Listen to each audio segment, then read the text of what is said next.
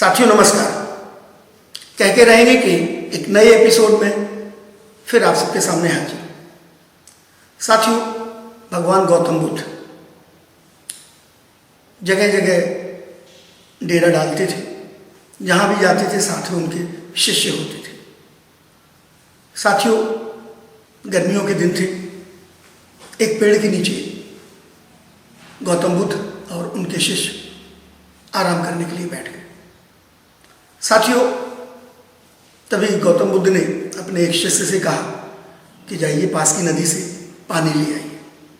वो शिष्य एक पात्र लेकर नदी पर जाता है और जब देखता है कि नदी का पानी तो बहुत गंदा है तो खाली हाथ वापस लौट आता है। साथियों, जब गौतम बुद्ध ने उस शिष्य से पूछा कि भाई खाली हाथ क्यों आ गए, तो उसने बताया कि पानी बहुत गंदा था, पत्ती भी थी, कचरा भी था, मिट्टी भी थी, इसलिए मैं पानी लेके नहीं आया। साथियों, थोड़ी देर बाद गौतम बुद्ध फिर से एक दूसरे शिष्य को बोलते हैं कि जाइए पानी लेकर आइए। दूसरा शिष्य फिर उसी नदी किनारे जाता है, पात्र लेकर वो पहुंचता है और वो देखता है तो वाकई वहाँ पानी गंदा था।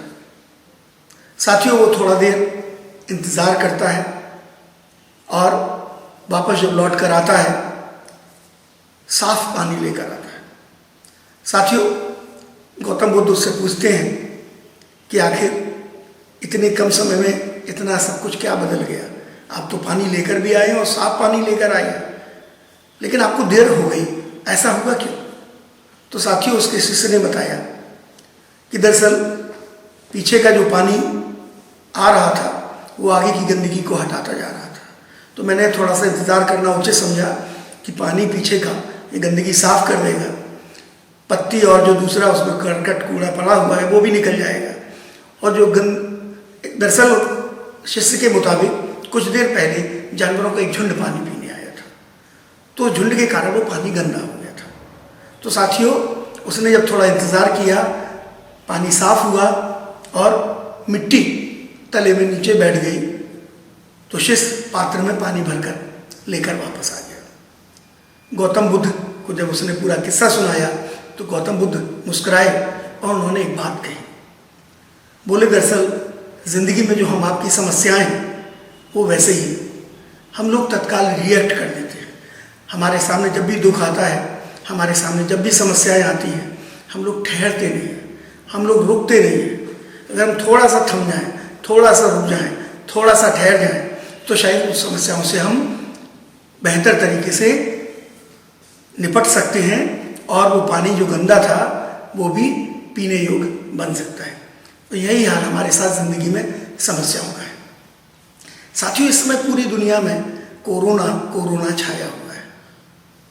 क्या आपको नहीं लगता कि वाकई ये समय भी एक चिंतन का है, ये समय भी एक सोचने का है कि आखिर वो क्या हुआ है, वो ऐसे कौन से हालात हैं जिसने दुनिया को इस मुहाने पर लाकर छोड़ दिया है। साथियों, अक्सर देखा होगा, ट्रेन की यात्रा की होगी, हम खिड़की किनारे बैठते हैं तो गाड़ी जब सरपट दौड़ती है, कभी हमें बहुमंजिली इमारत नज़र आती है, कभी हमें पेड़ नज़र आते हैं।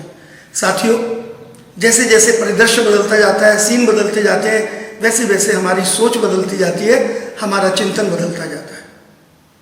वही पत्ता हमें ऐसा लगता है कि जिंदगी भर हरा भरा बना रहे, लेकिन क्या ऐसा होता है? कभी ना कभी पतझड़ भी आता है। लेकिन याद रखिए साथियों, पतझड़ आता है तो वसंत भी आता है। वो नदी का पानी जो कल कल करके बहता है, कभी लगता नहीं है कि नदी के ऐसा फीलिंग होती है कि नदी के उस किनारे तक ले जाए जहाँ जीवन इंतज़ार कर रहा हो। तो साथियों, कौन सा ऐसा जीवन है, किसकी ज़िंदगी में ऐसा है कि पूरा ज़िंदगी समतल हो, उतार चढ़ाव ना हो, कहीं जर्क ना हो, कहीं असमतल ना हो, हर्ष ना हो, दुखी ना हो, परेशानी ना हो, प्रसन्नता ना हो। साथियों, ये धूप छांव का खेल है, ये जीवन में चलता रहता है। हमारा इस मामले में ये हमारा नज़रिया बदलने की हमें लगता है ज़रूरत है। और वो नज़रिया बदलना ऐसा है कि अगर हम चीज़ को दूसरे परसेप्शन में लेना शुरू कर दें, दूसरे तरीके से सोचना शुरू कर दें, हम खुद के साथ जिस पल नए हो जाते हैं, सुनिए साथियों, कि जिस पल हम खुद के साथ नए हो जाते हैं, चीज़ें बिल्कुल नए तरीके से बदलना शुरू हो जाती हैं। एक जानी मानी थिंकर हुई हैं मारिया स्टीवेंकेल। साथियों, उन्होंने बहुत अच्छी बात कही है कि जो हमारे हाथ में है उसको फोकस करिए। मारिया स्टीवेंकेल ने बहुत अच्छी बात कही है कि जो हमारे हाथ में है उसको फोकस करिए। चुनौतियाँ भी हैं तो उसको फोकस करिए, और आप देखेंगे कि जो समस्याएं हमारी ज़िंदगी में आती हैं उन समस्याओं में भी उन्हीं के समाधान मिल जाते हैं। हम लोग दरअसल फोकस नहीं करते हैं, हम लोग भागते हैं, हम उन समस्याओं में उनके रास्ते नहीं खोजते हैं। साथियों, एक किस्सा सुनाता हूँ आपको। एक भिखारी था, बचपन से ही भीख मांग रहा था।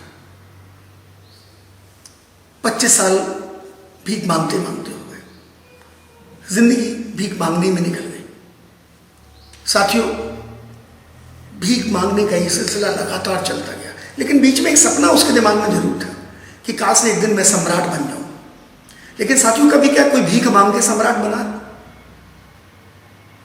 साथियों, वक्त बीतता गया, भिखारी पैसे अर्जित करता रहा, भीख ले लेकर पैसे अर्जित करता रहा, और आखिरकार जिंदगी में एक ऐसा पड़ाव आया कि उस भिखारी का एक दिन निधन हो गया।